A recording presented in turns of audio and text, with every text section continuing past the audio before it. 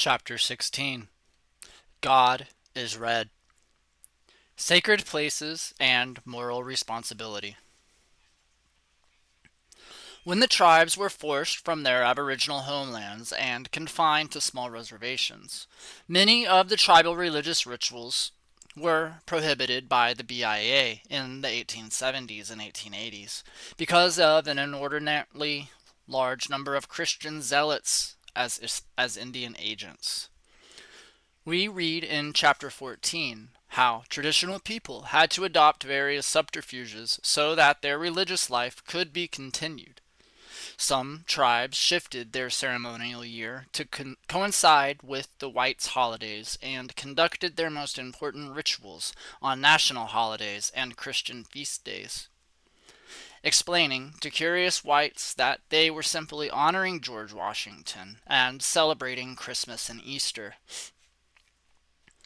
Many shrines and holy places were located far away from the new reservation homelands, but because they were not being exploited economically or used by settlers, it was not difficult for small parties of people to go into the mountains or to remote lakes and buttes and conduct ceremonies without interference from non-Indians.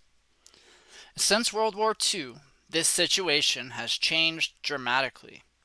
We have seen a greatly expanding national population, the introduction of corporate farming practices that have placed formerly submarginal lands under cultivation, more extensive mining and timber industry activities, and a greatly expanded recreation industry, all of which have severely impacted the use of public lands in the United States.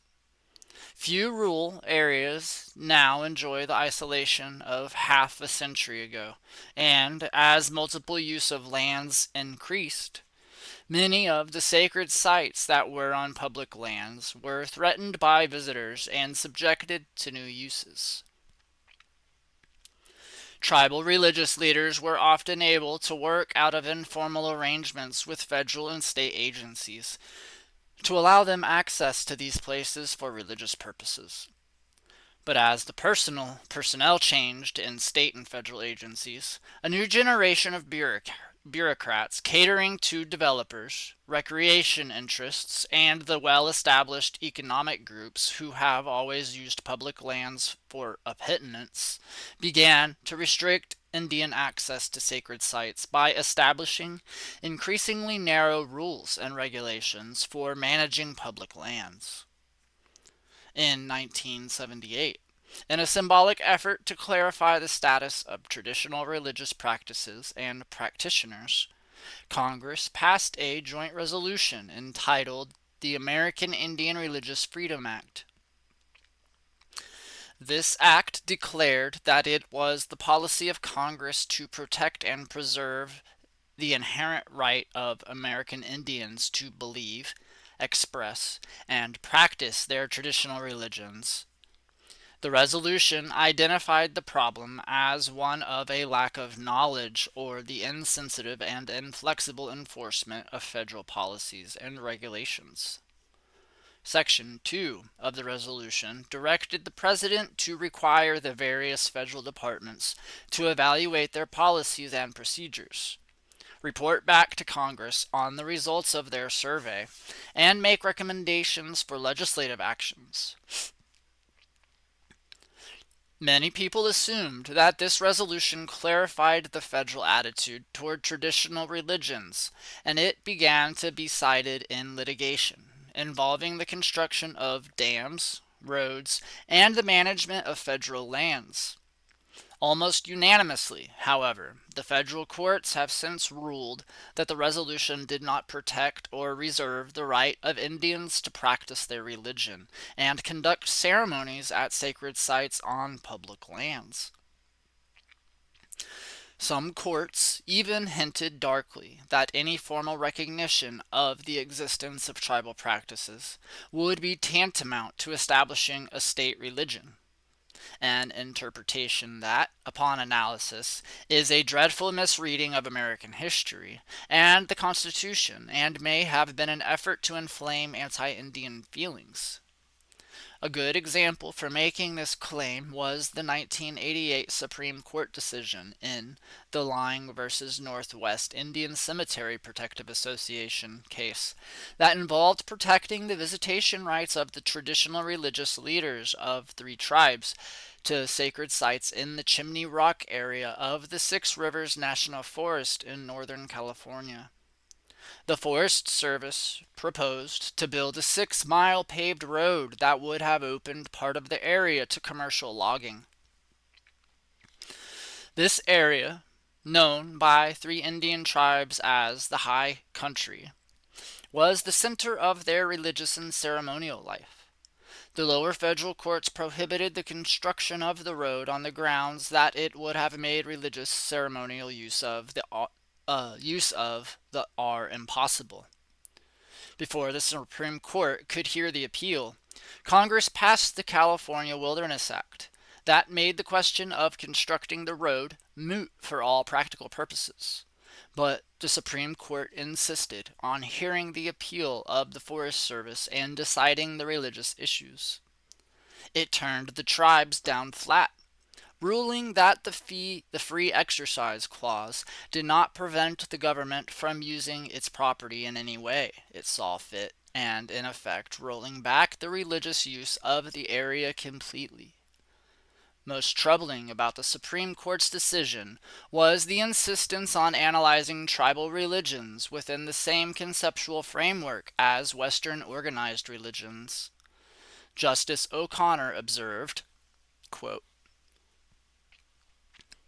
"A broad range of government activities, from social welfare programs to foreign aid to conservation projects, will always be considered essential to the spiritual well-being of some citizens, often on the basis of sincerely held religious beliefs. Others will find the very same activity deeply offensive and perhaps incompatible with their own search for spiritual fulfillment and with the tenets of their religion." End quote. Thus, ceremonies and rituals that had been performed for thousands of years were treated as if they were popular fads or simply matters of personal preference based upon the erroneous assumption that religion was only a matter of individual aesthetic choice. Justice Brennan's dissent vigorously attacked this spurious line of reasoning, outlining with some precision the communal aspect of the tribal religions and their relationship to the mountains. But his argument failed to gather support within the court. Most observers of the Supreme Court were simply confounded at the majority's conclusion that suggested that destroying a religion did not unduly burden it, and that no constitutional protections were available to the Indians. When informed of the meaning of this decision, most people have shown great sympathy for the traditional religious people. At the same time, they have had great difficulty understanding why it is so important that these ceremonies be held, that they be conducted only at certain locations, and that they be held in secrecy and privacy. This lack of understanding highlights the great gulf that exists between traditional Western thinking about religion and the Indian perspective. It is the difference between individual conscious and commitment, Western, and communal tradition, Indian. These views can only be reconciled by examining them in a much broader historical and geographical context.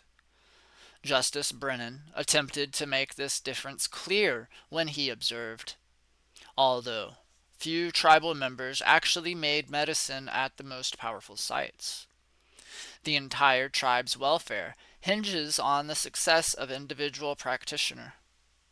More than that, however, the world renewal ceremonies conducted by the tribes were done on behalf of the earth and all forms of life.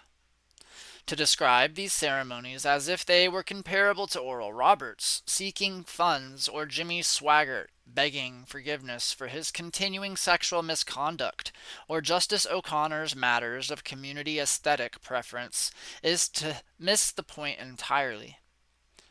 In effect, The court declared that Indians cannot pray for the planet or for other people and other forms of life in the manner required by their religion. Two contradictory responses seem to characterize the non-Indian attitudes toward traditional tribal religions. Some people want the traditional healers to share their religious beliefs in the same manner that priests, rabbis, and ministers expound publicly the tenets of their denominations. Other people feel that Indian ceremonials are simply remnants of primitive life and should be abandoned. Neither perspective understands that Indian tribes are communities in ways that are fundamentally different than American communities and organizations. Tribal communities are wholly defined by the family relationships. The non-Indian communities are defined primarily by residence, by an arbitrary establishment of political jurisdiction, or by agreement with generally applicable sets of intellectual beliefs. Ceremonial and ritual knowledge is possessed by everyone in the Indian community, although only a few people may actually be chosen to perform these acts. Authorization to perform ceremonies comes from higher spiritual powers and not by certification through an institution or any formal organization. A belief in the sacredness of lands in the non-Indian context may become the preferred belief of an individual or group of people based on their experiences or on an intensive study of pre-selected evidence. But this belief becomes the subject of intense criticism and does not, except under unusual circumstances, become an operative principle in the life and behavior of the non-Indian group. The same belief, when seen in the Indian context, is an integral part of the experiences of the people, past, present, and future. The idea does not become a bone of contention among the people, for even if someone does not have the experience or belief in the sacredness of lands, he or she accords tradition the respect that it deserves. Indians who have never visited certain sacred sites nevertheless know of these places from the community knowledge, and they intuit this knowing to be an essential part of their being. Justice Brennan, in countering the arguments raised by Justice O'Connor, that any recognition of the sacredness of certain sites would allow traditional Indian religions to define the use of all public lands, suggested that the burden of proof be placed on the traditional people to demonstrate why some sites are central to their practice and other sites, while invoking a sense of reverence, are not as important.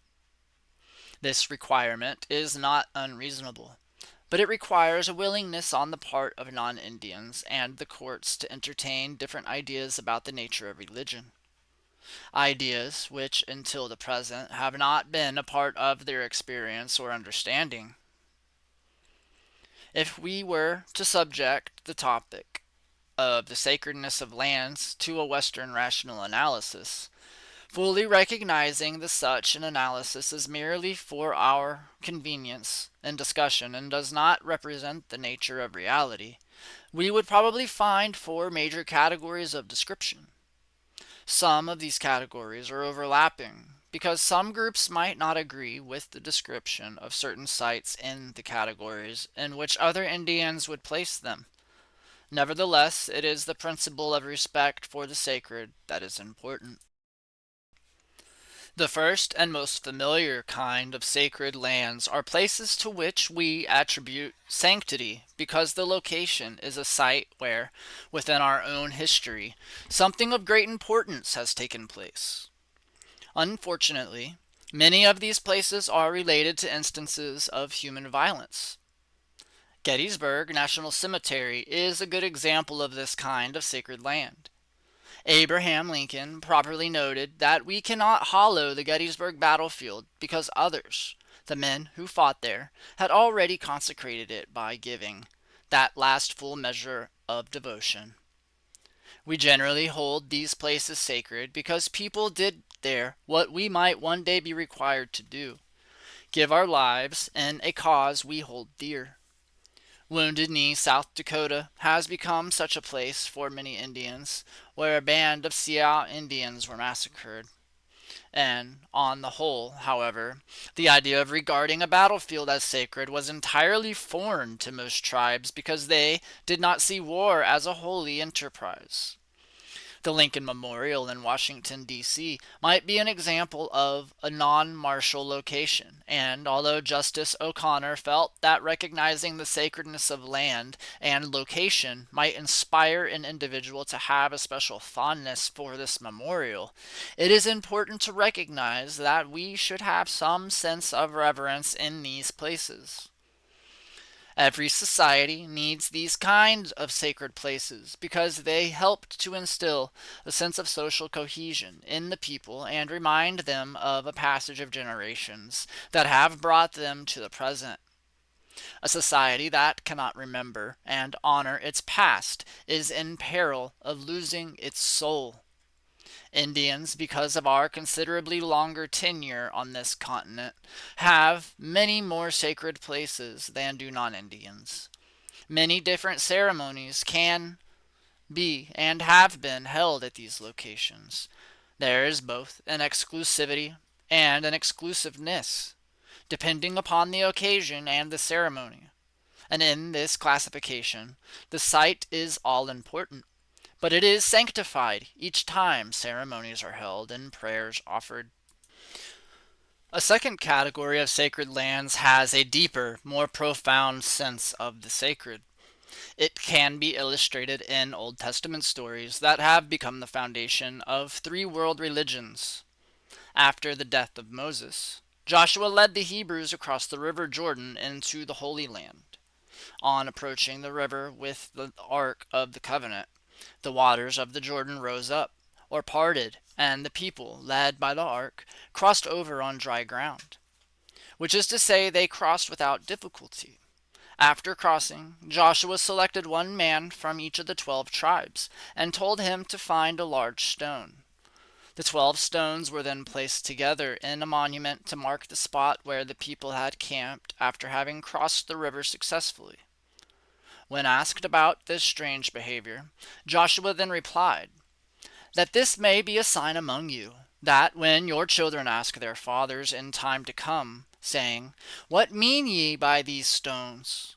then you shall answer them, that the waters of Jordan were cut off before the ark of the covenant of the Lord, when it passed over Jordan." In comparing this site with Gettysburg, we must understand a fundamental difference. Gettysburg is made sacred by the actions of men. It can be described as exquisitely dear to us, but it is not a location where we have perceived that something specifically other than ourselves is present. Something mysteriously religious in the proper meaning of those words has happened or been made manifest. In the crossing of the river Jordan, the sacred or higher powers have appeared in the lives of human beings. Indians would say something holy has appeared in an otherwise secular situation. No matter how we might attempt to explain this event in later historical, political, or economic terms, the essence of the event is that the sacred has become a part of our experience. Some of the sites that traditional religious leaders visit are of this nature.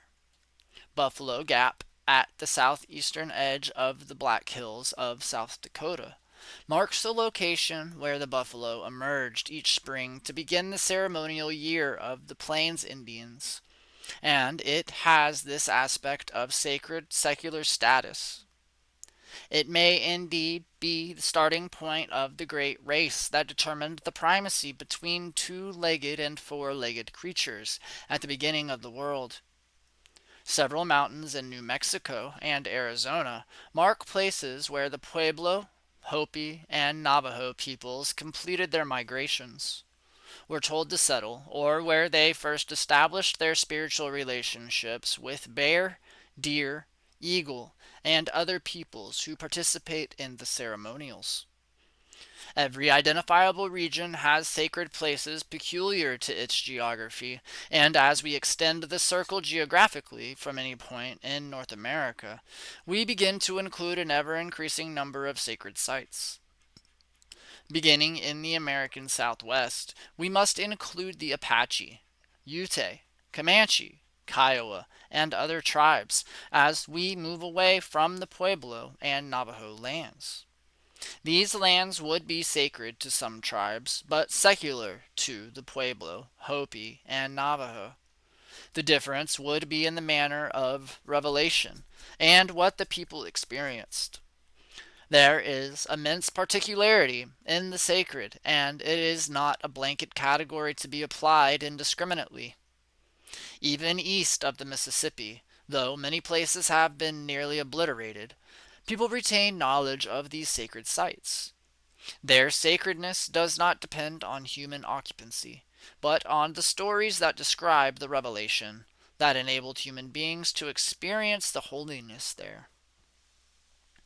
In the religious world of most tribes, birds, animals, and plants compose the other peoples of creation. Depending on the ceremony, various of these peoples participate in human activities.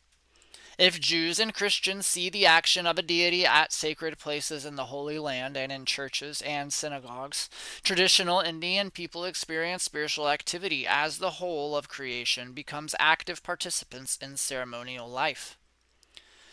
Because the relationship with the other peoples is so fundamental to the human community, most traditional practitioners are reluctant to articulate the specific elements of either the ceremony or the locations. Because some rituals involve the continued prosperity of the other peoples, discussing the nature of the ceremony would violate the integrity of these relationships. Thus, traditional people explain that these ceremonies are being held for all our relatives, but are reluctant to offer any further explanations. It is these ceremonies, in particular, that are now to be denied protection, and under the Supreme Court rulings. It is not likely that non-Indians have had many of these kinds of religious experiences, particularly because most churches and synagogues have special rituals that are designed to cleanse the buildings so that their services can be held there untainted by the natural world. Non-Indians have simply not been on this continent very long.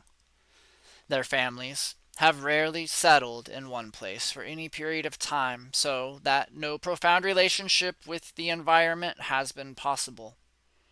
Additionally, non-Indians have engaged in the senseless killing of wildlife and utter destruction of plant life.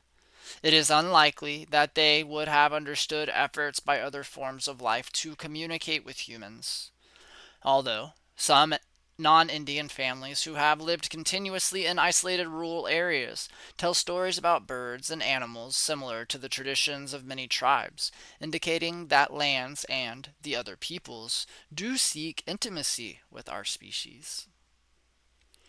The third kind of sacred lands are places of overwhelming holiness, where the higher powers on their own initiative have revealed themselves to human beings.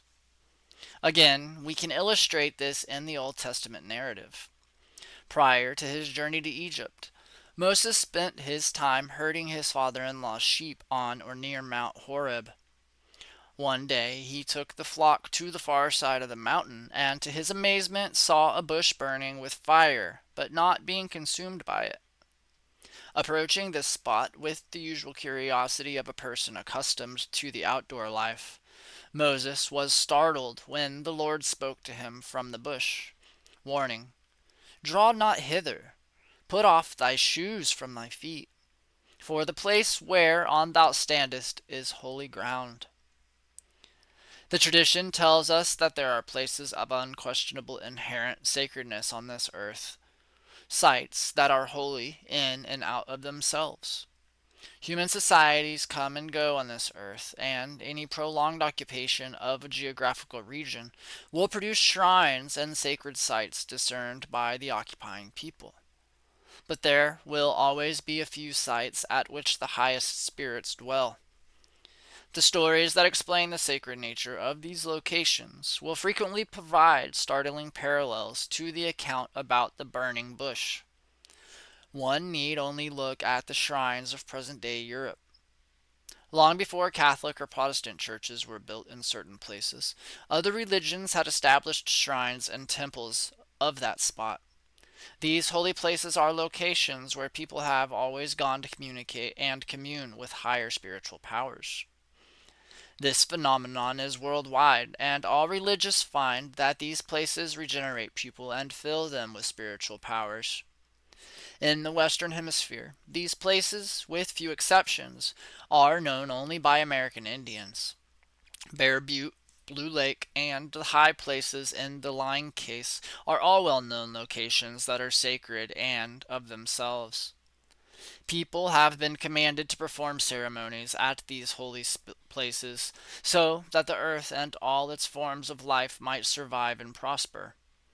Evidence of this moral responsibility that sacred places command has come through the testimony of traditional people when they have tried to explain to non-Indians at various times in this century, in court, in conferences, and in conversations, that they must perform certain ceremonies at specific times and places in order that the sun may continue to shine, the earth prosper, and the stars remain in the heavens. Tragically, this attitude is interpreted by non-Indians as indicative of the traditional leader's personal code or philosophy, and is not seen as a simple admission of a moral duty. Skeptical non-Indians and representatives of other religions seeking to discredit tribal religions have sometimes deliberately violated some of these holy places with no ill effects. They have then come to believe that they have demonstrated the false nature of Indian beliefs. And these violations reveal a strange non-Indian belief in form of mechanical magic that is touchingly adolescent, a belief that an impious act would or could trigger an immediate response from the higher spiritual powers. Surely, these impious acts suggest a deity who jealously guards his or her prerogatives and wreaks immediate vengeance for minor transgressions, much as some Protestant sects have envisioned God, and much as an ancient astronaut, see chapter 9, wanting to control lesser beings might act. It would be impossible for the thoughtless or impious acts of one species to have an immediate drastic effect on the earth. The cumulative effect of continuous secularity, however, possesses a different kind of danger. Long-standing prophecies tell us of the impious people who would come here, defy the Creator, and cause the massive destruction of the planet. And many traditional people believe that we are now quite near that time. The cumulative evidence of global warming, acid rain, the disappearance of amphibians, overpopulation, and other products of civilized life certainly testify to the possibility of these prophecies being correct. Of all the traditional ceremonies extant and actively practiced at the time of contact with non-Indians, ceremonies derived from or related to these holy places have the highest retention rate because of their extraordinary planetary importance. Ironically, traditional people have been forced to hold these ceremonies under various forms of subterfuge and have been abused and imprisoned for doing them. Yet the ceremonies have very little to do with individual or tribal prosperity. Their underlying theme is one of gratitude, expressed by human beings on behalf of all forms of life. They act to complete and renew the entire and complete cycle of life, ultimately including the whole cosmos present in its specific realizations. So that in the last analysis one might describe ceremonials as the cosmos becoming thankfully aware of itself. Having used Old Testament examples to show the objective presence of the holy places, we can draw additional conclusions about the nature of these holy places from the story of the Exodus. Moses did not demand that the particular location of the burning bush become a place of worship for his people. although there was every reason to suppose that he could have done so. Lacking information, we must conclude that the holiness of this place precluded its use as a shrine. If Moses had been told to perform annual ceremonies at that location during specific days or times of the year, world history would have been entirely different. Each holy site contains its own revelation. This knowledge is not the ultimate in the sense that Near Eastern religions like to claim the universality of their ideas. Traditional religious leaders tell us that in many of the ceremonies, new messages are communicated to them. The ceremonies enable humans to have continuing relationships with higher spiritual powers, so that each bit of information is specific to the time, place, and circumstances of the people. No revelation can be regarded as universal because times and conditions change. The second and third kinds of sacred lands result from two distinctly different forms of sacred revelations, where the sacred is actively involved in secular human activities, and where the sacred takes the initiative to chart out a new historical course for humans.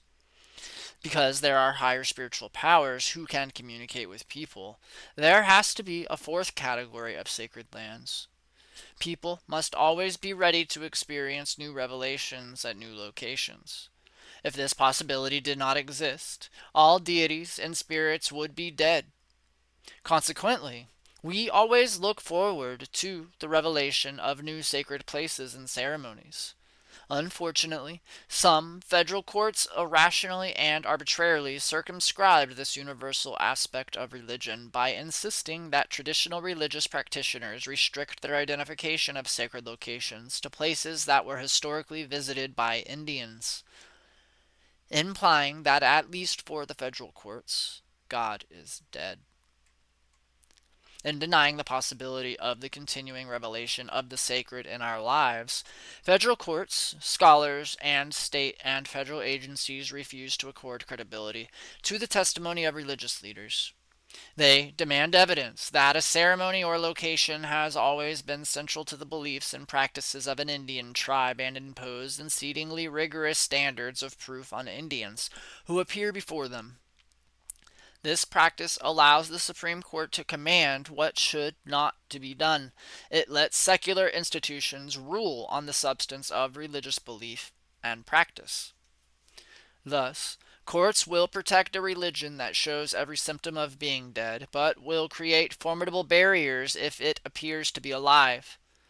Justice Scalia made this posture perfectly clear when he announced in Smith that it would be unconstitutional to ban the casting of statues that are used for worship purposes, or to prohibit bowing down before a golden calf.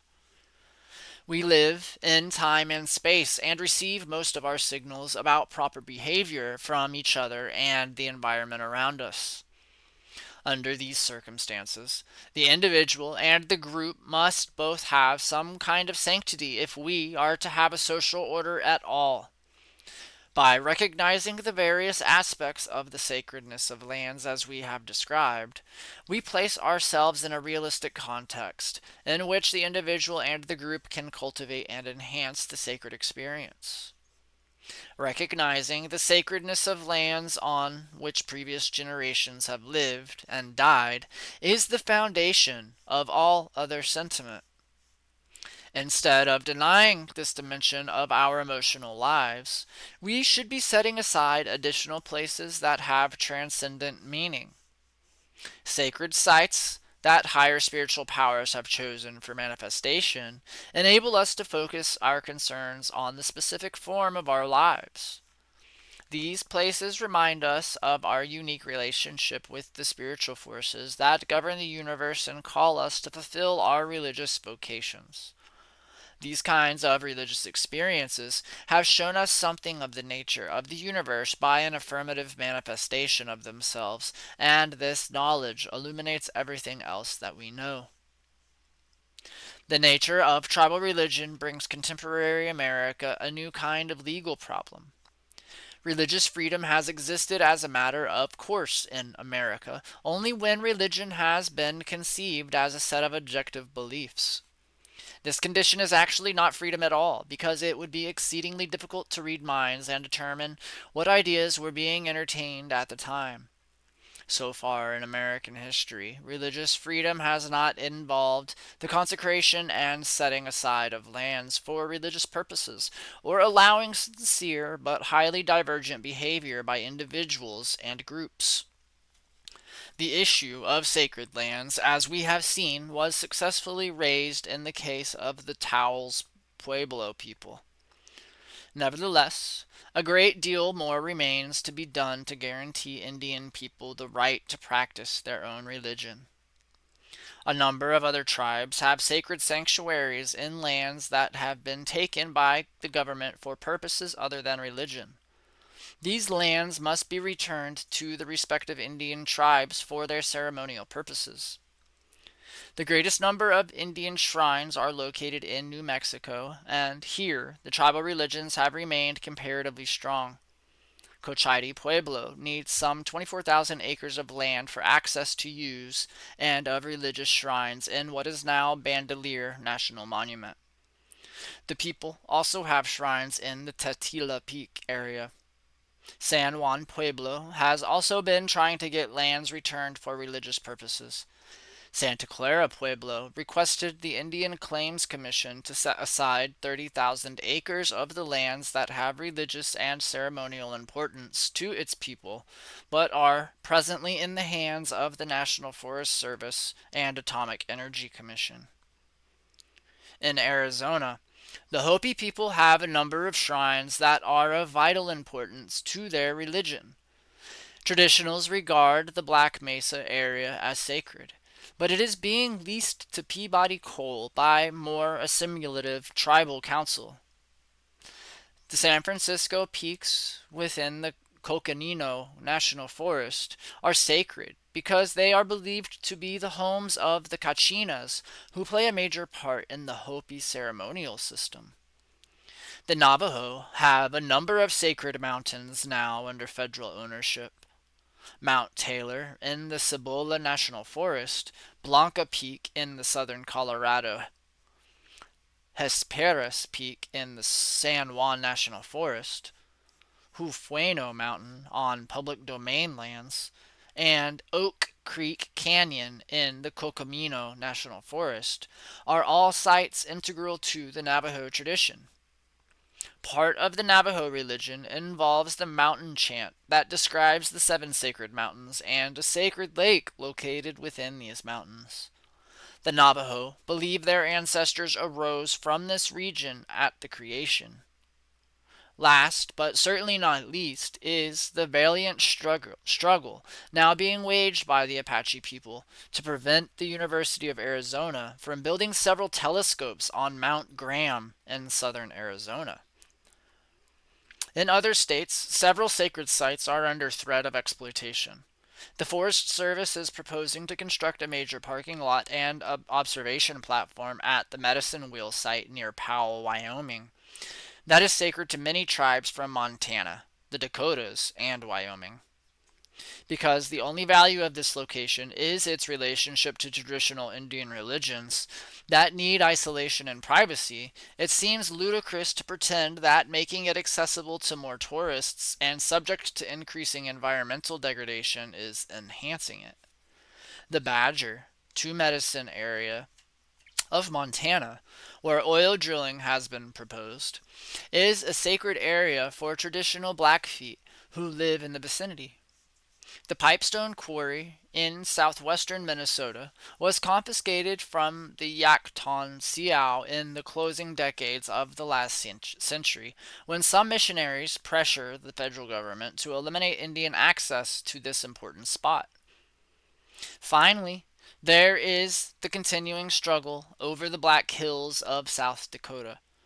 Many Americans are now aware of this state thanks to the success of the movie Dances with Wolves, which not only depicted the culture of the Sioux Indians but also filled the screen with the magnificent landscape of the northern Great Plains. 1991 was a year of great schizophrenia and strange anomalies in South Dakota.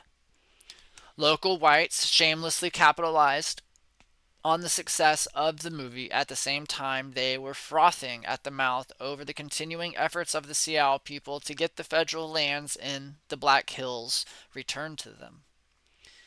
Governor George Mickelson announced a year of reconciliation that simply became 12 months of symbolic maneuvering for publicity and renewal of political images. When some of the Sioux elders suggested that the return of Bear Butte near Sturgis would be a concrete step toward reconciliation, non Indians were furious that reconciliation might require them to make a good faith effort to heal the wounds from a century of conflict. The question that must be addressed in the issue of sacred lands is the extent to which the tribal religions can be maintained if sacred lands are restored. Would restoration of the sacred pipestone quarry result in more people seeking to follow the traditional religious life, or would it result in continued use of the stone for tourism and commercial purposes? A small group of Sioux people have made a living during this century from making ashtrays and decorative carvings from this sacred rock. They refuse to stop their exploitation.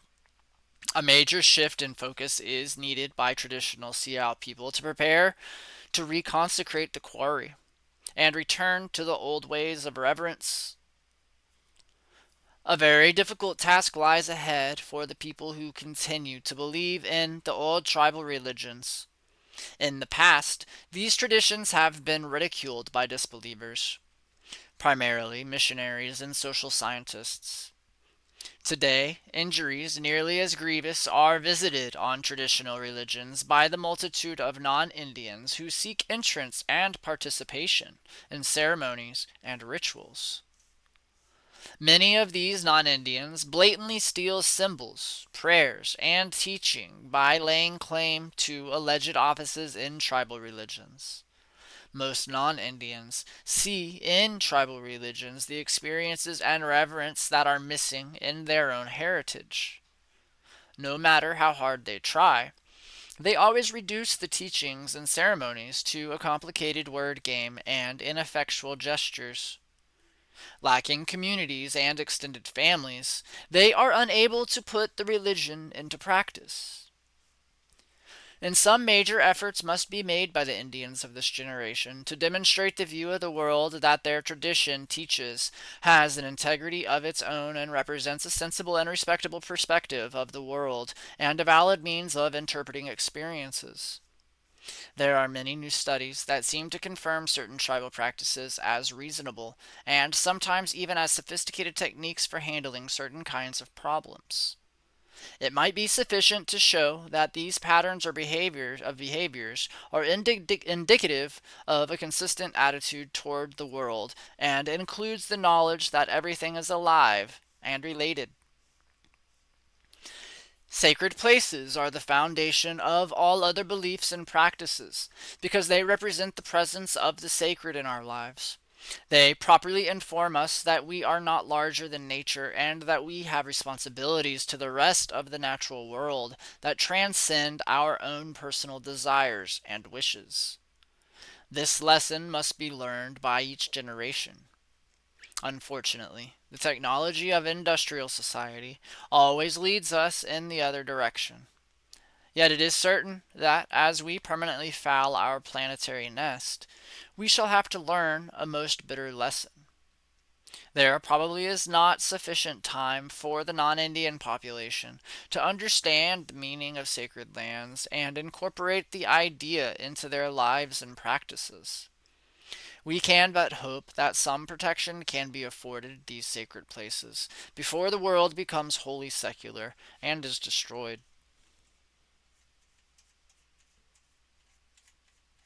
End of chapter 16.